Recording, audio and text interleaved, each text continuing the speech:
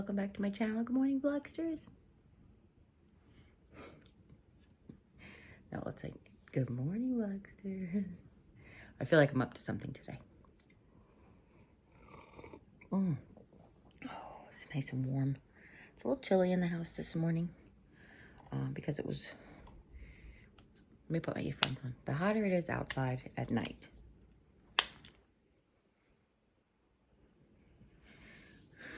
so if you set your air conditioner like 68 when you go to sleep, the hotter it is outside, the more your air conditioning pumps 68 degrees. But if it's like 60 degrees outside, your air conditioner won't come on, so your house can like maintain its heat and body. I know it sounds dumb, but true story. But last night it was pumping because it was warm out, and this morning it's chilly in here. So, oh, so good. Oh, today I'm an early bird. Actually slept last night, which I was pretty excited about. Just got my Snoopy blanket. It's not cold enough for the Janie blanket. It's only cold enough for the Snoopy blanket. Last night, yesterday, we had friends over, which I was so excited for. I feel like it's been since my birthday since we actually had guests. Well, Lisa was here. That's true. She was here at Christmas. Aunt Sue was here at Christmas. But I don't know, something about the holiday makes the work different. And of course, everything I was going through at Christmas time. But I'm very excited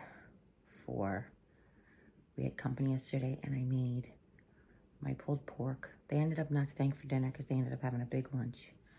But I made like riced cauliflower, macaroni and cheese.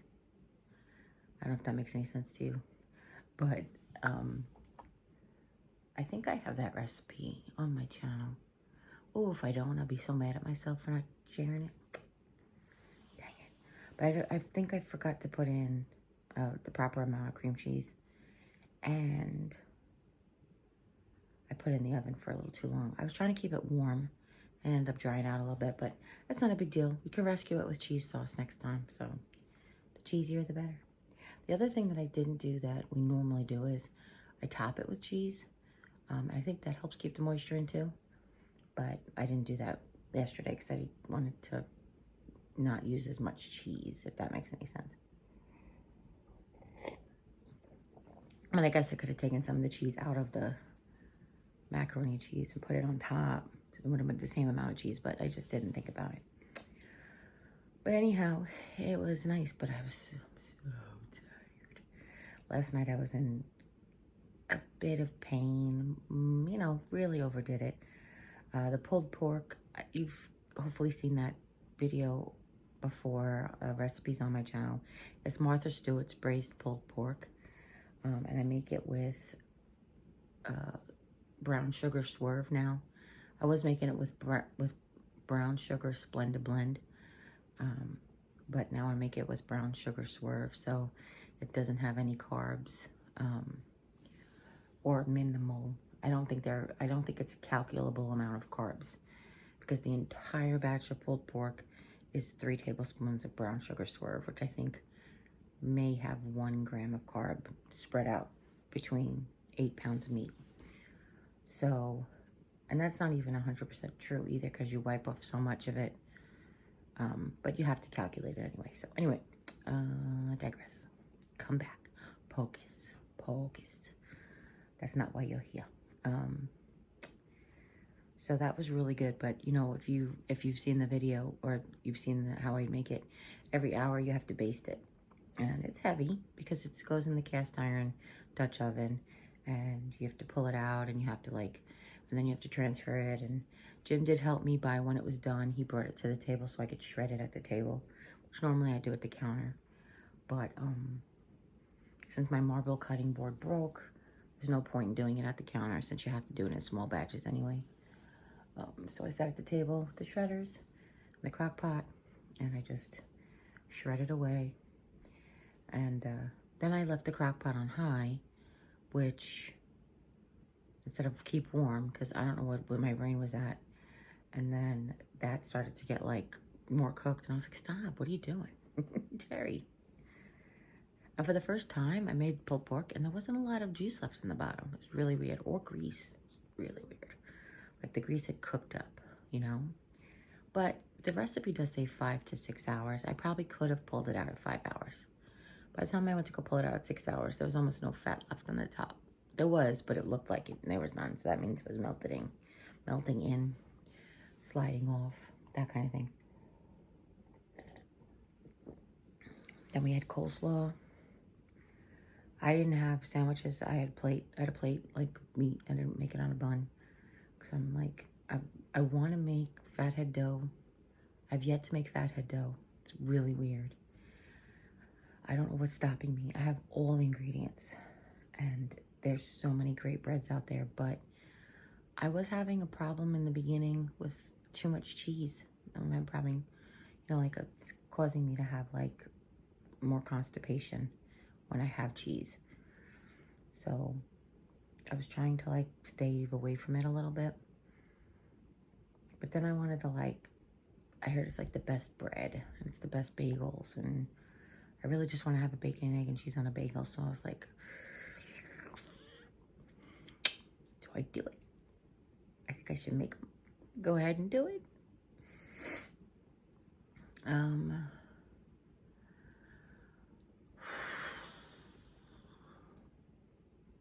It's crazy.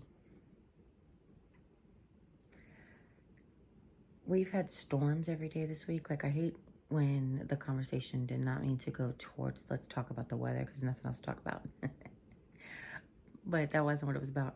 We've had storms every day this week and bad storms. And I know a lot of people across the country have had the same. But it is also affecting my pain level. Your arthritis, if you have arthritis, you know when it's going to rain. And you know when it's going to storm. Because it's like, you can tell like, oh, that's just a little rain. Oh, no, that's a storm's coming. Like, you feel like everything's locked up on you. Oh, God bless me. No, I'm just kidding. That's from, what was I just watching a lot that had that in it?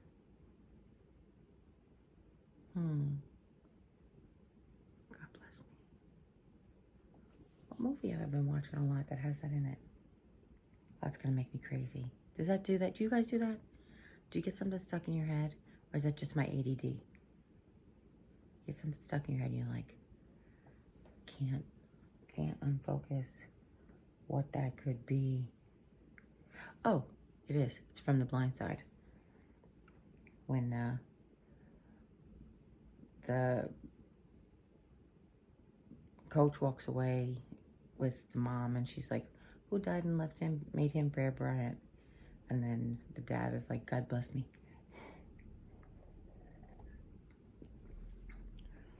As my thoughts escape me from time to time, more often, I think about saying that because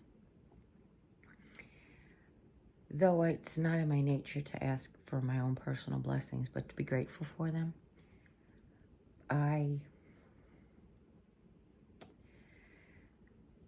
guess it's my way of asking for the grace or reminding myself even that the grace is there to allow myself to make these like little mistakes, and as I'm getting older, it's okay, kind of thing, maybe, you know? So, I think that's it. I need a haircut. I've been trying to get Jim to get the trimmer out for me. I just want to like trim the sides a little bit. I want this part to grow longer. I realized after the fact that I probably shouldn't have cut it so short, but I really did want that edgy look. Plus, it was good to like it, when you cut off all the dead stuff, the old stuff, it goes in a lot healthier. So, I did.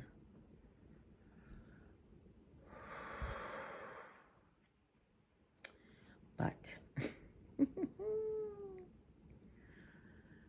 we are doing really, really well on the construction.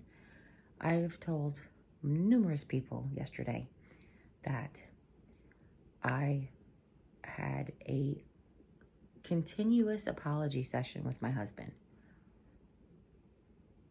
So Jim started laying the floor in the bedroom, which, by the way, is coming out gorgeous. We have video footage because I wanted to share with you guys how to put peel and stick tiles. I have literally been laying peel and stick tiles since I was like 15, 8, 10. We did them when we did the dining room, but I was only the assistant then. The first time I laid one hole by myself, I was 15, or at least I did it with my sister. Like, she did half, I did half kind of thing. I think I was 15 when we got the blue tiles. Anyway, like, I've been doing it, and we've, you know, with vinyl tiles, they're not a forever floor most of the time. You know, if they make them better quality now, but back then it was basically well, I should say that. Back then, what we could afford was basically like a printed picture on a vinyl tile. And, you know, we were a high traffic house with a dirt yard and close to the beach, and everything was sandy. So, you know, it was almost like walking sandpaper everywhere you walked. But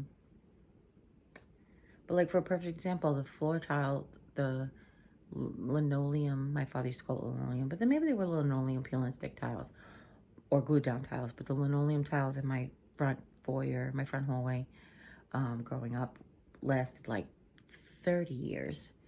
And every time, like, we have to replace the other tiles in the floor every like 7 to 10 years. But anyway, I've been doing this forever. Like, even to the point, I think I mentioned in a vlog once before, to the point where I had a dollhouse. And I used to, like, I took the old flooring tiles and I cut them up and made little flooring tiles for my dollhouse. It's like a little mosaic, blue and dark blue kitchen. Anyhow, I digress. Pocus. Okay. So this is vinyl plank. This is not any pattern. And I came this close. I was talking to Jim about, like, I wish we could get something with a pattern, because when you put vinyl tiles down with a pattern, when you flip over the back, a lot of times they have an arrow to show you, like, to hang it in the right direction. To basically lay it in the right direction, not hang it, I'm sorry. But with this plank, there's no, it's just, and the patterns are all already mixed. And, you know, part of what they tell you when you do vinyl tiles is if you buy multiple boxes and they happen to be from different times that they're printed, you want to make sure that you mix up the boxes because the color variation might change. Like, there's just all these tips that we're not having to use because we didn't have those situations, but still, like, I want to share them. But anyway, so he's doing a really good job. And like I said, I love laying vinyl tile.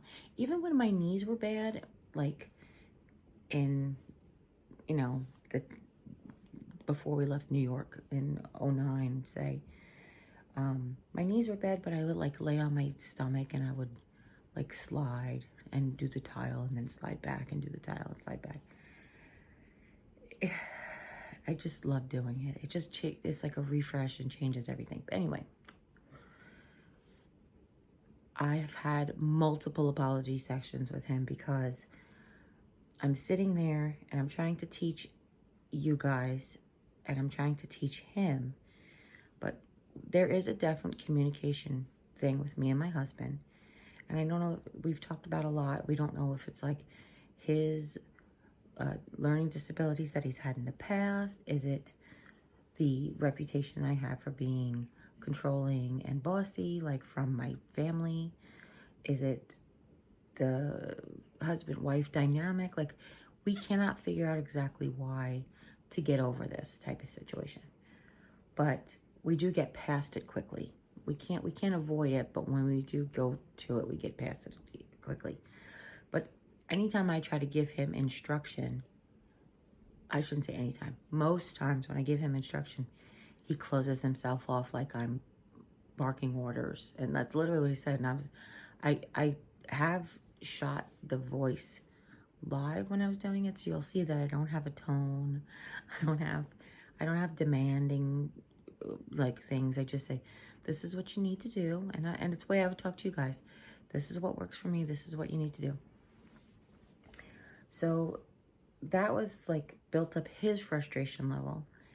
And then my frustration level was because he was working at his own pace, and you guys know we've talked about this before, Jim really has to figure things out for himself and try to do things the way he thinks that they need to be done. However, and this isn't a secret to him, a lot of times that either is a much lengthier process, a much harder process, and doesn't always turn out correctly. So there's all these things that's like, I understand that you need to figure it out yourself. However, we don't have extra materials. We really can't afford to make a mistake financially.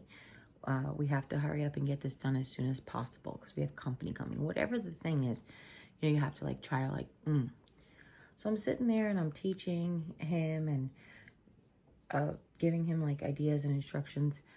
And he is like, and he's going so slow, like so slow. And I'm like, dude. And I feel bad. I told him, I said, I'm so sorry. I am not frustrated with you. I am frustrated with myself and my broken body because I want to do this so bad. I want to be doing this myself. And to watch you, especially drag out the process that I'm thinking it should be like faster, is making me feel more helpless. It's making me feel less capable. It's really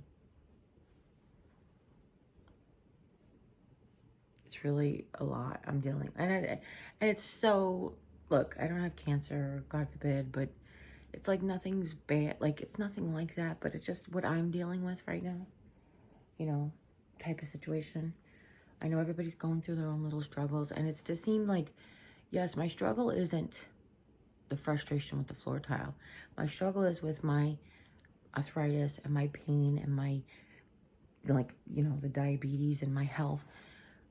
That's my struggle, but it manifests itself in the frustration of not being able to do things that I would normally be able to do.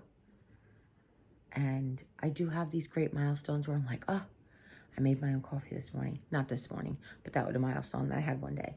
I was like, oh, I made my own coffee. I took my own shower. I didn't have any help getting in the shower or any help getting out of the shower.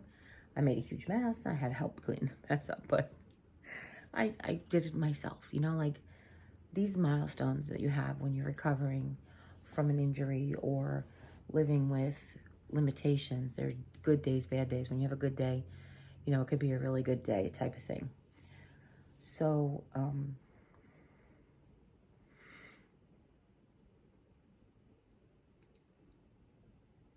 with the flip side of that is then you have bad days and you have days where you're like, you get frustrated and you're upset and you want to participate in life instead of having life be around you. And like I said, this is just something that I have always loved to do. So the couple of days before, I kept saying to Jim, if I do this, if I could do this. So I can bend over, and I have been able to bend over very well, like to pick stuff off the floor. So I was like, if I just like, you do the cuts and you sit down and you do all the cuts and I just fill in, I could just stand up and I can just go boom, boom, boom, boom, boom. And he said to me, he's like, listen, we're having company on Tuesday. You cannot be out of commission for Tuesday. You can't afford to hurt yourself for Tuesday. And I was like, I understand, I get it. But you have to see at the same time, I'm like, So it is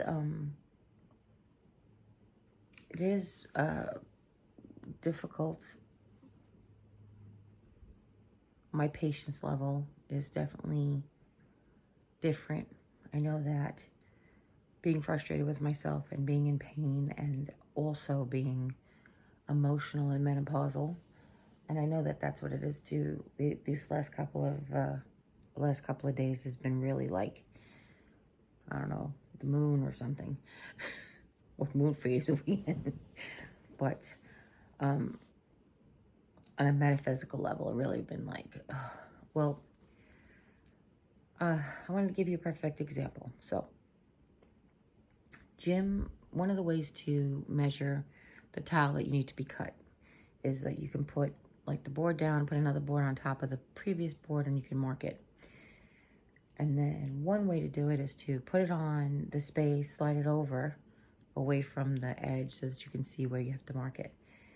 So he was doing the first thing, like he just like marked it, but then he pulled the board out a little bit, he marked it, then he pushed the board back in and got his ruler and drew a straight line. I was like, honey, just be careful. You know, don't work next to the work that's already laid because you don't want to accidentally slip your marker and get like permanent Sharpie on your freshly laid floor. Like you don't want to start with a mark. So he's like, oh, okay. So then the next time he went to go measure, he measured, he pulled it out a little further and measured, and then he pushed it back in to start cutting it. And I was like, honey, you don't want to be careful with your previous work because you don't want to like damage it. You don't want to write on it. You don't want to cut it. And he's like, oh, okay. So the third time he did it, and he did it. And I was like, Jim, why are you doing that? And I got very frustrated, and I was telling Lisa, I was like, my first time I said something to him, I was at like a 0 emotional. Second time I was on like a 1 or 2 emotional level, and the third time I was like at a 17. I was like, how did I get from like, sweetie, it's okay, can you help me, to, oh my God, like, and I know that's why I know it was internal. And I said to him, I was like, so sorry. He's like, please stop apologizing. I was like, baby, you don't understand. I feel so bad. I feel like guilt and shame for the way I treated you while you're doing this for us. And I can't. And you're stepping up and you're doing it. And I'm treating you like this because of my own internal stuff. So I just think it's important to know, yes, it is important to note that, honey, it's not you, it's me. But it's also important to recognize when that will affect the other person. So even if you apologize, it doesn't mean that the other person isn't still damaged by it. You know, that broken plate thing or a crumpled up piece of paper thing. You know, I don't know if you guys know what I'm talking about, but, you know, there's a metaphor with a broken plate or a piece of paper. And they're like, you know, take this piece of paper, crumple it up, lay it out flat, you know, and it still it'll never look as perfect pristine as it did when it was brand new. So that's like what verbal abuse, or I hate to use the word abuse, but even like talking negatively to somebody could do is like, you say you're sorry and it flattens the paper back out, but it'll never be perfect again. It'll never be damage free. So that's really what it is. And there's also a metaphor with a broken plate. You know, like the plate's broken. You can put it back together by apologizing, but it will never be the same again. It'll never be whole ever again. Unless it's real china and you soak it in milk. But that's another story. That's another story for another time. So, though I know I'm truly apologetic to him, I do know that my words they hurt, you know, and I don't mean to. Because I told him it's me. I have to give myself more grace because I am so frustrated with myself right now. It's really bad. So take a deep breath. I slept last night for the first time in, I don't know, maybe a week. I have just been not sleeping any more than like 4 hours at a block. It's like the most I was sleeping was 4 hours. I think I got 5 in one night, but last night I slept like 7 hours. My regular 7 hours. But my body was like, what are you doing not tossing and turning in this bed? Because you realize now that I put pressure on your back the whole time and you put pressure on your knees the whole time. Oh. Sorry, it just got really bright out. And I stared at the sun. I had to yawn.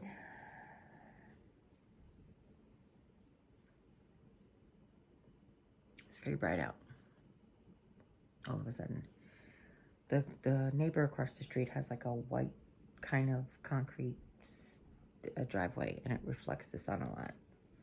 It's like,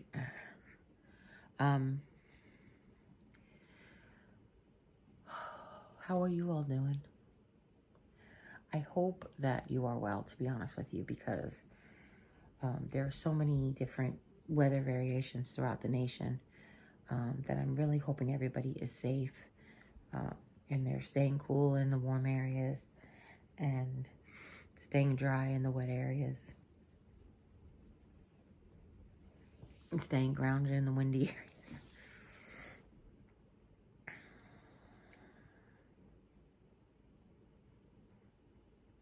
Oh, goodness.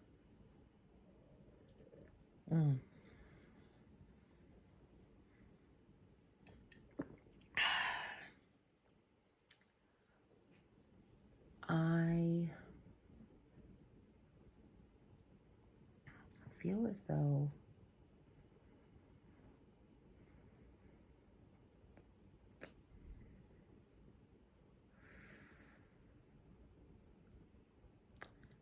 as though life can sometimes be so magical and sometimes be so like, what happened all day yesterday? Like, you know what I mean? It just goes by you.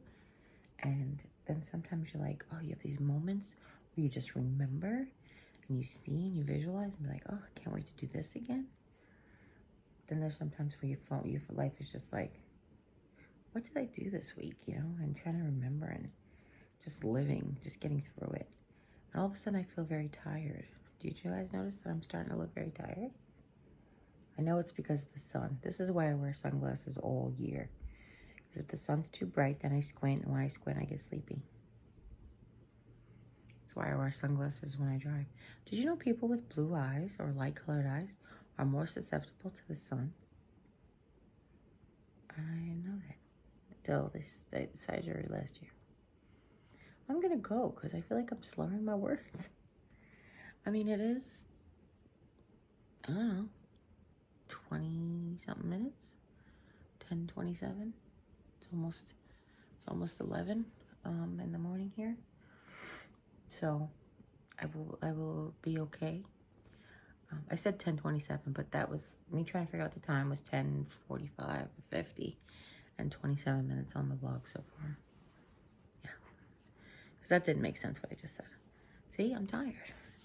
But I'm gonna go, and I love you guys, and I thank you for understanding my craziness, and thank you for your support and love. It so means the world to me. It really does. And as always, you guys take care. God bless. I'll see you next time. Bye.